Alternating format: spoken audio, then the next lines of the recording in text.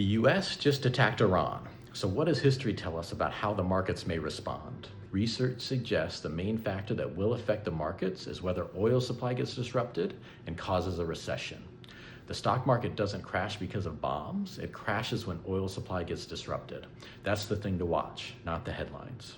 Big caveat, past performance does not predict future results. The nature of the economy, the type of conflict, and the macro backdrop all matter enormously. So here are the three closest comparisons we have from history and the research behind them. Number one, the Iraq invasion in 2003.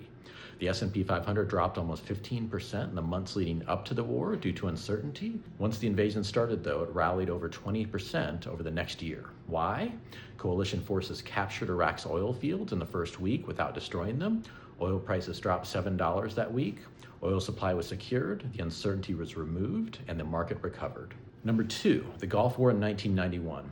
Oil prices had doubled after Iraq invaded Kuwait and took millions of barrels off the market. The S&P dropped about 17% in the 2 months after the invasion, but the day the US launched its air campaign, oil prices dropped 33% and the Dow rallied 17% in just 4 weeks. Research found that markets rally when the actual conflict turns out less severe than the worst-case scenario investors had priced in. The US secured oil supply in weeks and the fear premium vanished. Number three, the US killed Iran's top general. In January 2020, the S&P dropped to less than 1%. Oil prices saw a small increase of 3% purely on fear. Within days, totally back to normal. Why? No oil supply was actually disrupted. Iran's retaliation was intentionally limited. No oil infrastructure was targeted.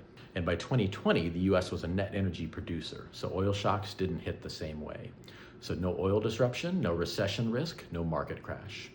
In these cases, the market's reaction came down to one thing: oil.